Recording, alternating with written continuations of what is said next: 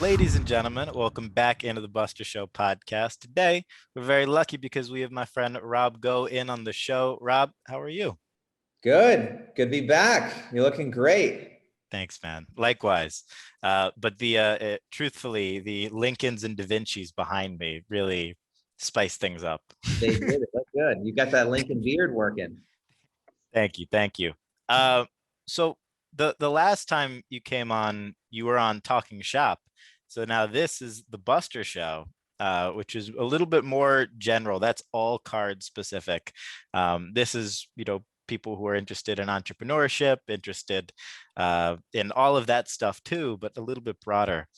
And I wanted to start this off. We're going to talk about your NFT drop coming up. But first, I wanted to give people a little bit of context on you as the entrepreneur, as the builder, and somebody who sees great opportunities, who I consider very wise and experienced in that realm. How did things get started for you? Where did your entrepreneurial journey really start to take off? Honestly, for me, it was kind of just born in me. Even as a kid, my mom always tells a story about how I would go to the neighbors, pick up rocks out of their yard, and then go to the door and try to sell it to them. I think it's always been in me. Even, in middle school, I sold Airheads, which is a candy. I sold it on the bus. And I've always kind of just been in it and been a hustler. I used to shovel driveways because in Indiana it snows, and cut grass. And, as soon as I hit 14, I could go get a job. And I went to the local ice cream shop, but I was like the hard worker. So I'd out there power washing at 5 a.m. before it opened. And I was always just a hard worker and a hustler. So I think it was just kind of built in me. And my mom, was a massive model in my life, always saying that, you can do anything that you want. And anytime things would get tough and I would say, oh, I can't do that, she would always say, can't never did anything. And so I think that mindset of just pushing me on times that I wanted to give up or I didn't want to do something because it sucked or it was tough, her kind of, pushing me to do that was always, it just makes you who you are. And so I think it was, just from an upbringing. 100%. And doing some of that physical, labor intensive stuff at that young of an age just sets you up to have that determination, the same way other things like working out and doing things like that all do. They instill that drive that never goes away. If you set out to finish a project, even if it's just mowing a lawn, and then you do it, that stays with you no matter what you do. Yeah, that's one thing that, the biggest thing was never stopping, never quitting, even though when you want to. So even if it was something that I really hated as a kid or as an adult, I just always, hey, you signed up for it. You got to finish it. You got to give all the effort. You don't have to do it after that. After you finish, you can, pivot and do something else, but you started it and you got to finish strong. So I think that's an important thing to do. Totally. Now, what was your first major that you consider for yourself, your first major entrepreneurial success? Because now you're in a place where obviously you bought the most expensive sports card ever, and own dope and all these things. What was your first big entrepreneurial success? So, I had a few exits prior to this one, but the one that, the one I'm going to talk about, it was an online business that we pushed sales for about every major retailer in the world: Sears, Home Depot, Macy's, 1-800-Flowers, you name it, and we drove them sales. And we took a commission for it. So, the internet guys will know it's called affiliate marketing, and we were one of the biggest, and we did this thing called trademark plus bidding, and that's what it was. And it sold to a public company in Silicon Valley called Quotient. Great company. They own a business called coupons.com. That's one of their divisions. And so I would say that was because it was something where I met my business partner who had been doing this before.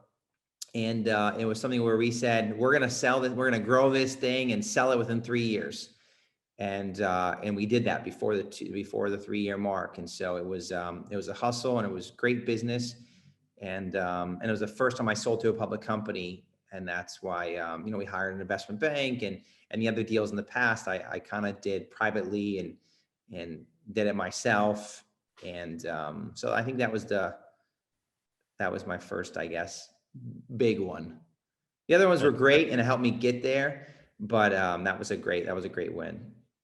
totally. Now, you know, I don't know the full story on Dope, but you eventually acquired it because you thought that there was, I imagine, great brand IP that you could do more with, or what was the story in that process? Yeah, you're exactly right. So it was founded in Indiana, where I'm from, and it was a clothing brand, been around for a long time, very celebrity driven. And I saw that in the future, I thought that CBD and cannabis would both become more well used, and and kind of And federal legalized. legal.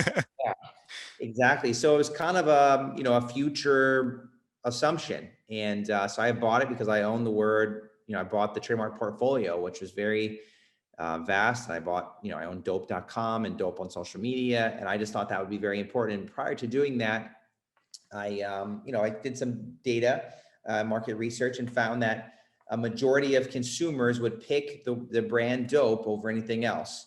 And so that's why I bought it, and didn't really know clothing prior to this.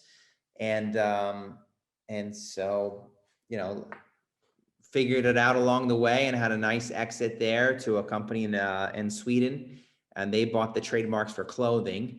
And then I retained all the other trademarks and retained dope.com and the logo, the logo is very important to me because I think it's so well recognized and will be very useful for the future. Totally. And just the word. When was the word dope originated? Because I don't think people said it in the 70s. I don't know. It's been a long time, and it's a great word. Um, yeah, and it's I don't know how long it's been, but it's been a while. It's so funny. I can only imagine how many times you've now said it in the last 4 years. Yeah, it's tough. I try not to say it so much because, it's my brand, but It it's just hard comes not to. out. It just comes out.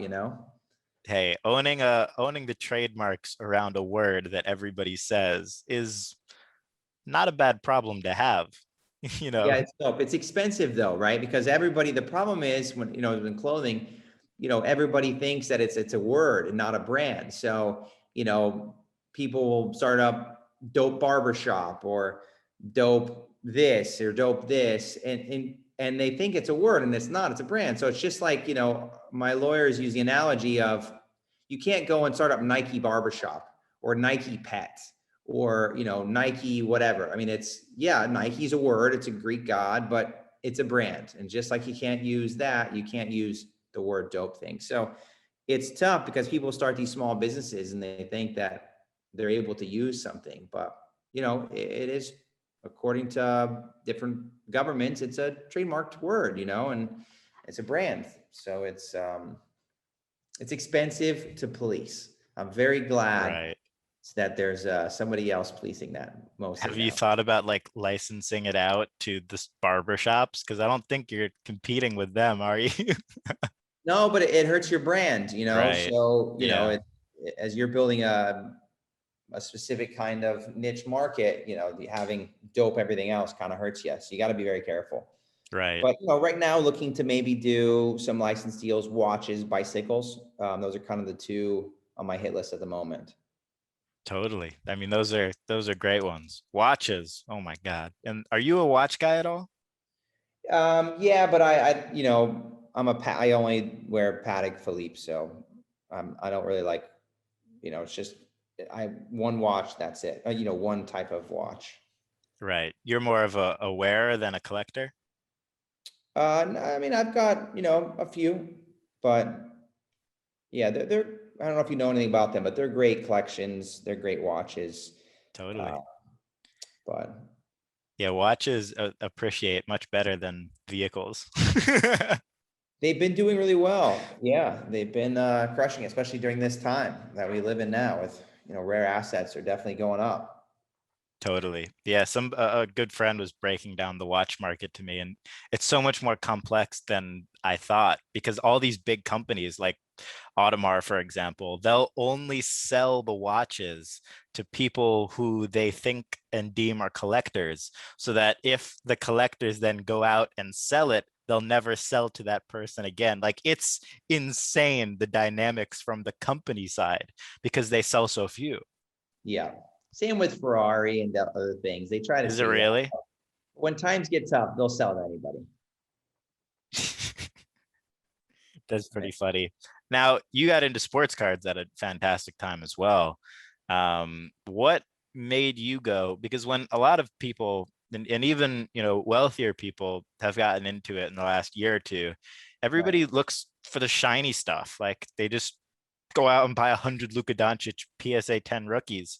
What or was it counseling or advice that you got from somebody, or was it just your knowledge of the industry that made you think, Mantle, this is what I need, not the flashy new stuff? My investment style is a little different. I don't really go for the penny stock. I go for just, you know, A quality. I like, real estate. I would say location, location, location. I like to buy the best of the best. Something that I know has low risk and that will continuously go up in the market. And so that's where I looked at, let's say, Luca, the guy could get hurt. He could do something illegal. He could say something stupid and his prices go down. He could turn out to be a dud. They could find that Uh, his mom signs autographs for him. exactly right. And those are risks that I don't really like to take. So I like, the Mantle is the most iconic piece in sports, in the sports hobby. It's the Mona Lisa sports cards. So for me, to infuse that kind of cash into something, I wanted to make sure that it was a solid, secure asset that, not much risk there. That, there's just no better play for myself. Now, am I going to get a 10x overnight? Like, let's say a Michael Jordan rookie goes where, it's a little, it's a less price point and more people can buy it. No, I mean, you definitely have an opportunity to make more from a percentage basis buying a lower card. Um, but you have to sell a lot of Michael Jordans to equal, $5 million double. And there's just less room. There's less of them and less room of risk for that card to go down. So for my eyes, that is the most iconic card. That's the Mona Lisa, and that's the safest play you could ever do in this hobby. Right. And also buying a lot of things, which I've found out the hard way, as you can see behind me, it takes up more space in your head. Like I don't even know everything I have. Like even just the look and see set, which I love as a collector more so than an investor. But you know, I probably have 500 or 600 of them. It's like, Yeah. like that takes up a little bit of space. Like I could just here, these are the cards that I sold last night. It's like they're it takes up headspace. Whereas I could have, instead of all of these, gotten one something, which there are positives and negatives to both, but obviously in your case, it's the right choice. Well, the same thing with you. I mean, I started off doing that, and let me tell you, I've got a massive collection, cards everywhere. I mean, most it's at the vault. This is like more of my childhood cards here, but the vault is crazy with how much stuff is in there. And so that's when I started to pivot and said the same kind of thing as you is, hey, I bought all these cards, and to make any money, I got to sell all these cards, and that's a lot of work Right. and a lot of things to keep track of. So that's when I started pivoting and saying, hey, let's just try to consolidate a little bit and start buying bigger things. I just haven't really gotten rid of all the other stuff yet, but because it's cool. It's a great collection. It's great to have, Totally. I don't really want to get rid of this particular guy and his card, although it's not Right. very expensive, it's dope. So Totally. yeah, And a lot of the stuff does appreciate pretty well, especially older, lower population stuff, yeah. really regardless of who it is, if it's a household name. Yep. Low population is the key in my eyes. Yeah. especially with everything that's going on with PSA right now, not accepting and this and that. There are a lot of things to keep track of, but for the real high cards like the ones you own, um, it's just a different ball game because nobody's finding those. Right, right. Yeah, Or it's fine. and it's not like, because with some cards, you see the price go up and then all these people submit to PSA because they had them, but it didn't make financial sense to submit them until now. Whereas with a 52 Mantler or what, something like that, people knew it was worth a lot. If they had it, they would have sent it in Right. You're right. already. But no, I definitely like that investment strategy of going for the high stuff. Do you think that's applicable for like even lower tier investors? Like people who are putting 10, $20,000 into the market and, have to make a decision of going for best stuff that anybody can afford as opposed to the lower stuff. Do you think that same strategy applies, or do you think that at that point you mix things up a little more? I think a diversified strategy is always important. Depends on the level you're at, even. But no, I think taking your money and putting all your eggs in one basket is, I would like to diversify. So if someone's got X dollars, I think it's a good strategy to put it into a few. I wouldn't put all your eggs into one card. For me, my mantle is not my only card. So that's just, it's part of the diversified strategy. I have more than $5 million in other cards. Right. So, it's not like, yeah, so I think diversified is fine.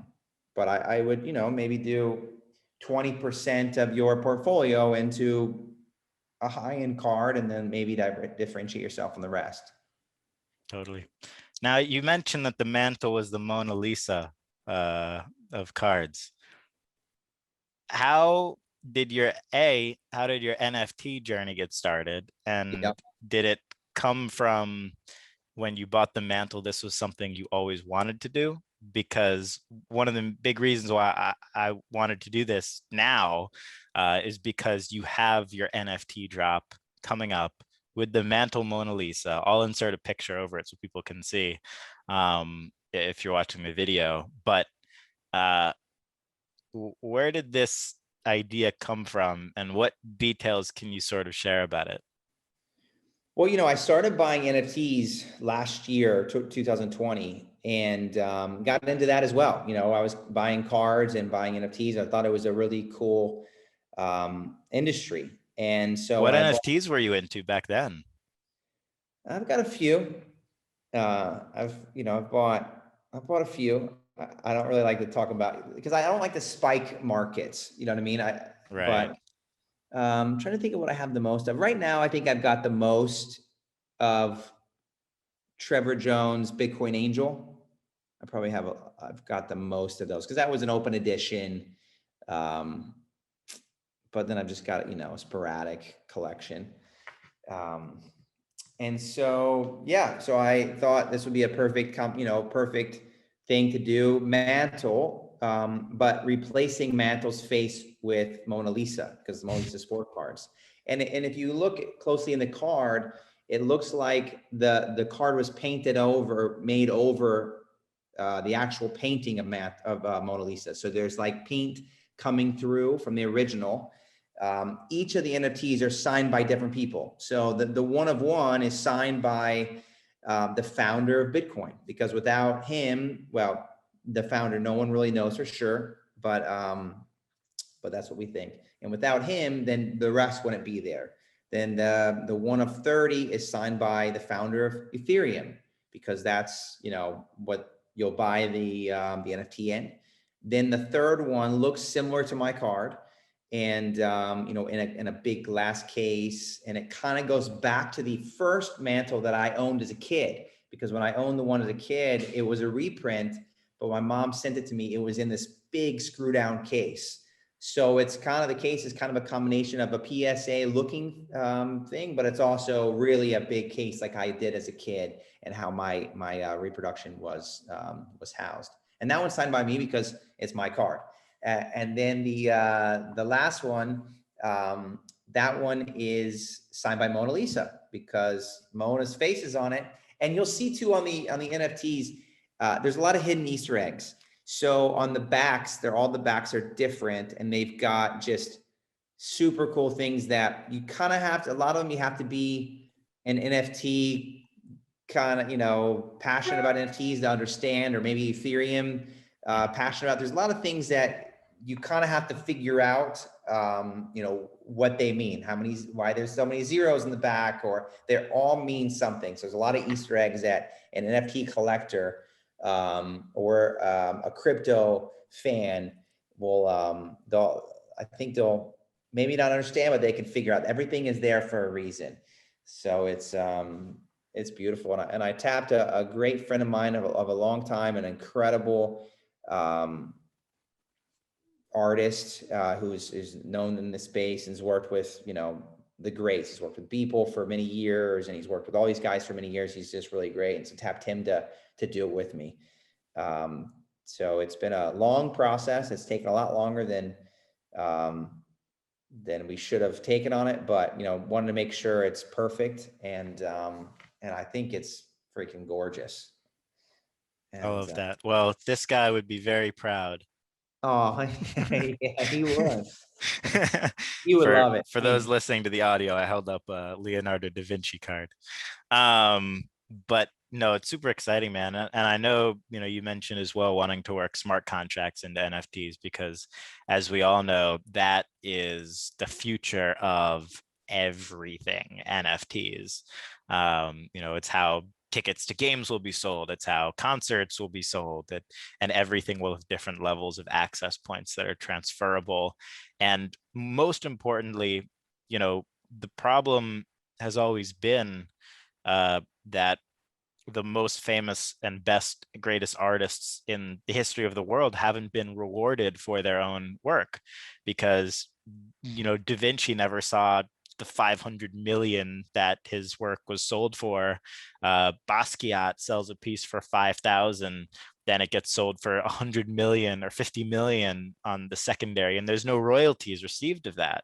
Whereas the way it should be is the artist gets a piece, no matter whether they sell at the beginning of their career or the end of every sale after that. And I think yep. that's one of the great things that NFTs are enabling. Yeah, I agree. And so that's the thing. Yeah. So each one of these will also have a smart contract, and will allow access to something. So, the one of, the one of most, which is Mona Lisa, that will have, at the moment, it's going to be a discount on dope.com. So 25%. Now, everything kind of goes back to the $5.2 million that I paid for the card. And then because it's 1952 as well. I don't know if anybody realized that, but 1952 and 5.2, kind of cool that it's both 52. So everything on this, it drops, at 5:20 p.m. on Eastern on May 17th. It ends at 5:20 p.m. Eastern, on that Saturday. So everything kind of, that's why there's one of 152, one of 52. Everything is it kind of goes with that 5.2, that 52. But some will be access to a cocktail party, a 2-hour cocktail party, at the National in 2020 or 2022. Some will, include a dinner. The one of one will include, dinner and at the vault where I made, where my particular card is purchased. I think this NFT is real art, and it's something that's, some people are like, oh, it's not real art, it's digital, but that's not true. Obviously people that collect NFTs don't believe that, but it's a way to really meet and also to see kind of what fueled this, and that's where we'll see the card and have dinner. And so there's a lot of, kind of offers access to things. Everything comes with more than just the NFT, which is kind of cool. Now, where and when can people buy it? So Monday, the 17th of May. So, and then it's on rareable.com. Got it. Amazing. Now it's going to be done. You can purchase it via Ethereum. Yeah. What's your personal state of the union on Ethereum? Because as of recording this, it's doing all right. Ethereum's great. I'm definitely strong in Ethereum. I'm mostly strong in Chainlink, which is another crypto. But so I'm heaviest in Chainlink. And then Ethereum, and then obviously, Bitcoin. So, my personal thoughts, I don't know if I don't know how you're, I don't know if you're allowed to say what you think from a financial standpoint, but, yeah, I think it's strong. I think personally, and I don't know this stuff. I don't think really anybody knows what's going to happen in the future, obviously, No, it's but all guessing. it's all guessing. So I'm not a finance, not, but I think that if I'm going to risk money into crypto, which everything is a risk, everybody, from cards to real estate to stock to everything is a risk. I, I go for, Link because I think it's going to get a bigger multiple. And then I think Ethereum will have a great multiple this year. And Bitcoin is obviously the safest. So that's why I kind of stick to those three mainly. I've got a lot of diverse portfolio, as you know Yeah. about me. I'm a very diverse guy, but but that's kind of how I've allocated my crypto investment. I love it. Yeah, I can't do any of the poo coins and things like that. But a lot of people, do it. It's so funny. Majority of my Instagram friends now are all crypto experts. Every day, it's freaking It's graphs. so crazy how that happened in 90 days. It's insane. Um, but I hope everybody crushes it. It But by scares me. pure math, that's impossible that everybody crushes it. Yeah, it scares me. I mean, I think some people are going to get lucky and catch the lottery ticket, and then a lot of people are going to get hurt. So that's why, just like with the mantle, I stick to the basics. I stick to the more, staples. Hey man, we love that here. Well, and that's also why, for this particular NFT drop, I mean, the NFTs are gorgeous and they're just, I think, incredible. But, the whole point of this is for values to go up, ideally. I mean, obviously they're buying access for the smart contract, but the goal is for, people to eventually, for it to make money. And that's where, very, very limited supply in all of them. And, total, it's right around 200 total out of 4. So that's, if you look at, Bitcoin Angel, for example, that open edition, that was over 4,147 or something, over It's a lot. 4,000 editions. And it's just hard, like when you're buying a Michael Jordan PSA 10 1986 Fleer, there's 316 of them. It's hard to control that cost a lot more than, when there's only 6 mantle 9s. So that's why this particular drop, it was important it's not a money grab, it's a long-term play. And that's why there's only a very small number. And they access things like time. And they access my most valuable asset, which is my time. Hey, that's how everybody has to look at it. It shocks me that not everybody does yet. But Yeah. And I'm excited to meet people that are also, I think the collector of this, it kind of is a hybrid between both cards and NFT. It kind of brings people together, the passions of both. So I'll be excited to meet people in person and chop it up. And, it's about bringing more awareness to both vintage baseball and vintage sports cards, Mona Lisa obviously being a vintage savior. And also a small allocation of your assets possibly goes into NFTs or something. It's good to kind of be a hybrid of both. And if I'm going to do an NFT, it's kind of goes together with what my two passions are.